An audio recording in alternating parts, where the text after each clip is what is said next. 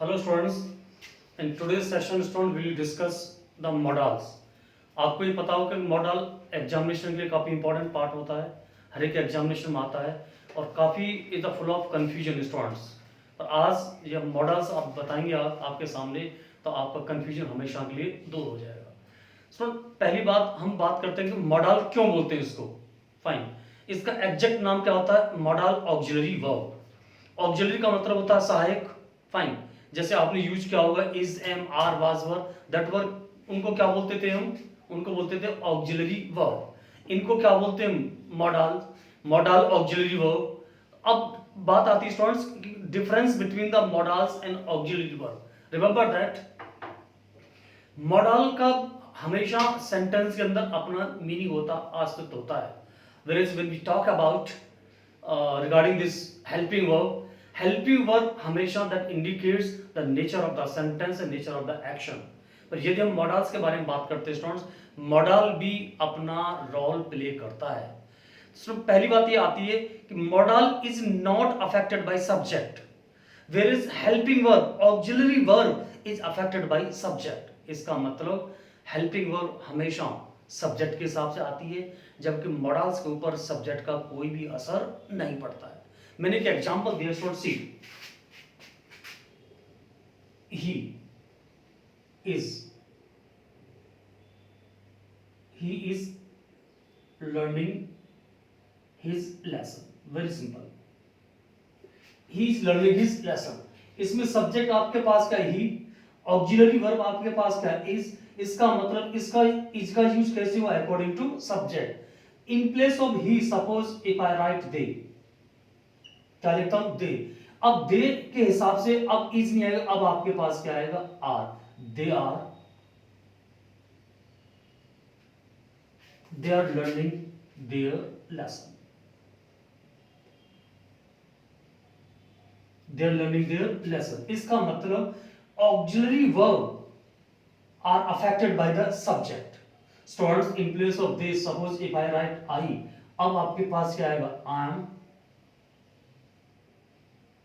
learning my lesson। I am learning my lesson।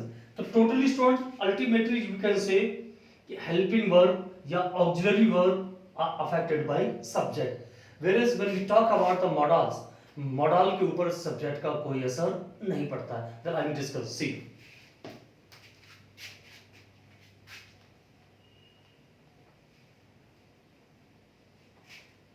मैंने example दिया ही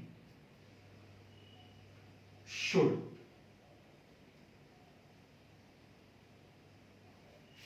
attend the meeting.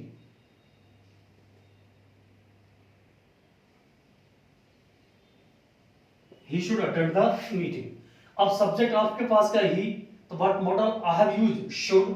सो यदि in case मैं use करता हूं दे, अभी भी आपके पास क्या आएगा? शुड ही आएगा। They should attend, they should attend the meeting, they should attend the meeting. तो स्टूडेंट यहां से कंक्लूजन ये निकला, आपको पता चला होगा even if I use we, यदि मैं यूज करता हूं आपके पास में आई, यदि मैं यूज करता हूं यू, तो हर एक प्लेस में आपके पास क्या आएगा? शुड आएगा। तो यहां से ये चीज आपके सामने आती है कि मॉडल इज नॉट या model are not affected by subject, whereas auxiliary verb are affected by subject. फिर मैंने सेकंड आपको ये बताया था कि मॉडल भी अपना मीनिंग देता है। स्टूडेंट यदि इन प्लेस ऑफ शुड यदि मैं आपको यूज करता हूं he must, he must attend the meeting।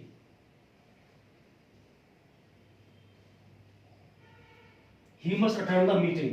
Student आपको पता होगा, हम मॉडल्स में बताएंगे भी कि शुड आपके पास इंडिकेट क्या करता है? एडवाइस, सजेशन, ओपिनियन, जबकि मस्ट आपके पास क्या इंडिकेट करता है? कंपल्सन। जब आपके पास में मस्ट सामने आया तो आपके दिमाग में इमेज किसकी बनी? आपके दिमाग में इमेज बनी कि देयर इज अ कंपल्सन, कोई किसी को बाध्य किया जा रहा है। यदि हम बात करते हैं शुड के बारे में, तो शुड क्या इंडिकेट करता है?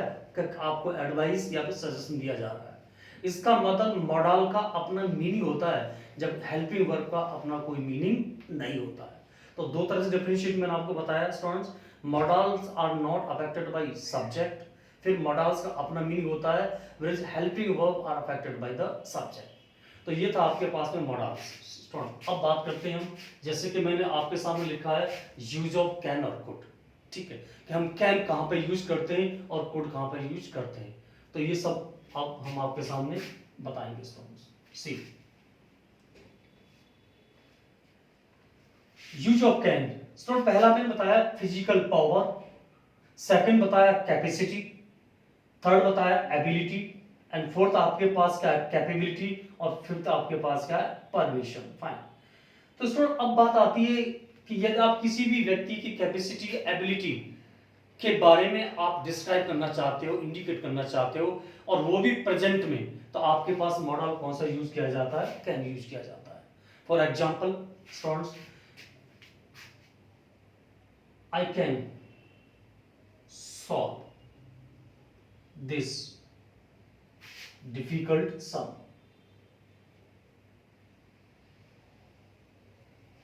I can solve this difficult sum. अब ये इंडिकेट क्या करता है आपके पास में एबिलिटी, कि आप सॉल्व कर सकते हो, तो इसका मतलब आपके अंदर क्या एबिलिटी है, किस चीज की, उस सम को सॉल्व करने की। तो जब किसी भी व्यक्ति की आप एबिलिटी को इंडिकेट करना चाहते हो, तो एबिलिटी हमेशा किसके द्वारा इंडिकेट की जाती है, कैन के द्वारा।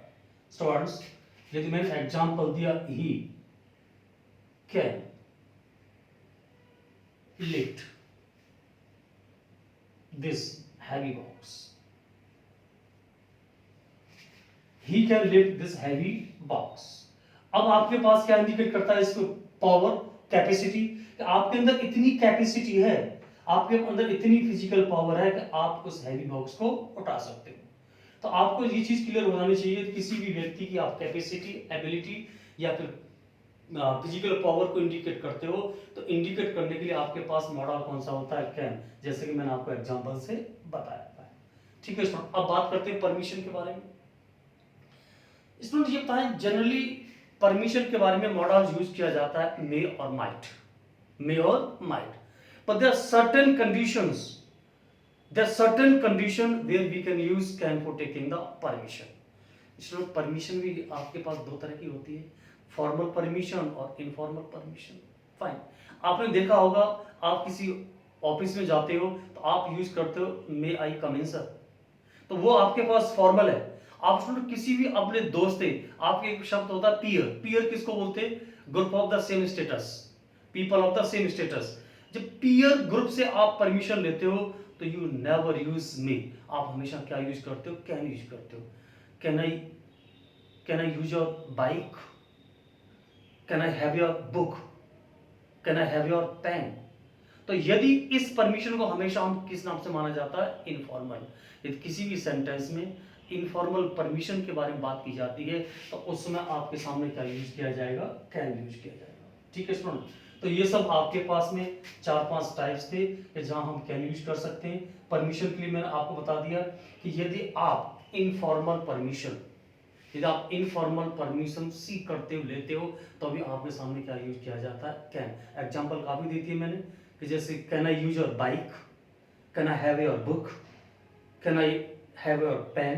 तो इनको हम क्या बोलते हैं आपके सामने, इनफॉर्मल परमिशन। अब बात करते हैं स्टूडेंट्स सी कुड के बारे में। तो कुड का जो पहला रूल स्टूडेंट्स आपको ये पता होगा कि could is the past of can. पहला रूल क्या है, could is the past of can. जिस जिस प्लेस पे हम कैन यूज करते हैं, कर सकते हैं, उस प्लेस पे हम कुड भी यूज कर सकते हैं, but that indicate the past sense, like a ability past, like a capacity past. जितनी भी आपके पास होते हैं वो क्या यूज कर सकते हैं, कुड। तो मैंने एक एग्जांपल दिया, I could succeed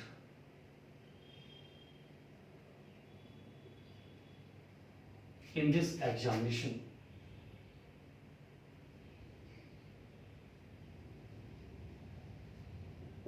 I could succeed in this examination क्या मतलब है, मैं इस एग्जामिनेशन में सक्सीड हो सका। हो सका मतलब क्या है, I am talking about the past, I am talking about the past. तो जिस जिस प्लेस में आप कैन यूज करते हो उस प्लेस में हम क्या यूज कर सकते हैं, कुड यूज कर सकते हैं। स्टूडेंट एक और क्वेश्चन समझ पहले और एक क्लियर करो student, this could also use for taking the permission, but that time that indicates the polite request.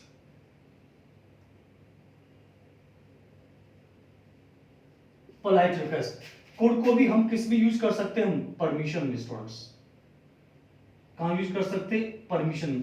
और जब आप कभी भी अपने सेंटेंस में कुड यूज करना चाहते हो परमिशन के लिए, तो that indicates you are doing very polite request, you are having the very polite sense of the polite request। जैसे मैंने एग्जांपल दिया,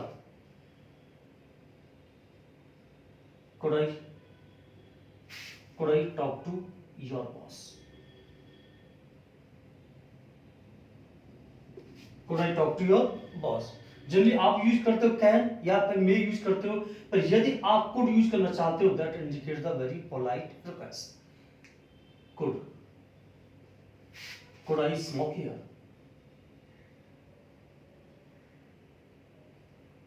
could I smoke here। तो you are taking the permission, पर सेंटेंस क्या indicate करता है आपके पास में, पोलाइट रिक्वेस्ट। तो ये सब स्टूडेंट अब एक चीज और क्लियर करना कि समटाइम्स इट हैपेंस आपको मिलेगा कुड के बाद में हैव, और जब किसी भी मॉडल्स के बाद में हैव आता है तो वर्ब की कौन सी फॉर्म आती है, थर्ड फॉर्म। स्टूडेंट जनरली जरा ये बताओ, मॉडल वर्ब की कौन सी फॉर्म लेता है, फर्स्ट फॉर्म लेता है। चाहे मॉडल आपके पास पास्ट का हो, चाहे मॉडल आपके पास प्रेजेंट का हो, वर्ब की कौन सी फॉर्म आती है, वर्ब की फर्स्ट फॉर्म। जनरली ये मिसकंसेप्ट होता है स्टूडेंट्स का, वो ये समझते हैं कि कैन के बाद वर्ब की फर्स्ट फॉर्म और कुड के बाद वर्ब की second form. It is not so.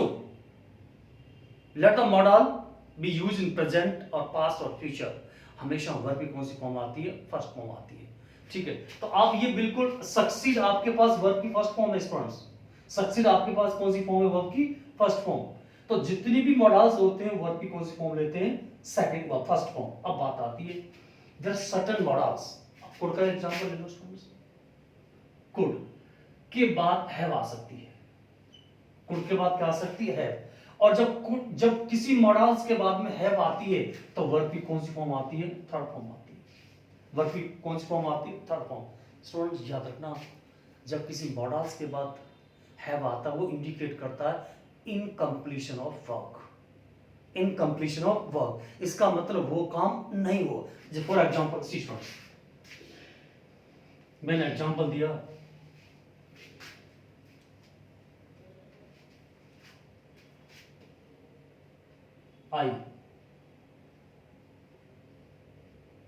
I could have gone there,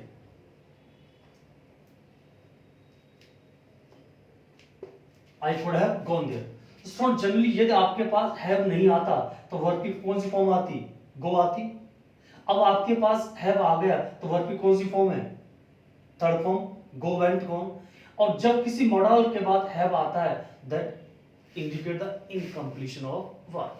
इसका मतलब क्या होता है हिंदी में, I could have gone there, मैं वहां जा सकता था पर मैं वहां नहीं गया।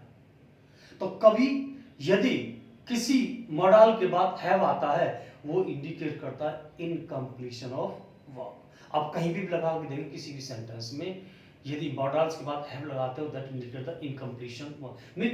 मैं जा सकता था पर वहां जा नहीं सका।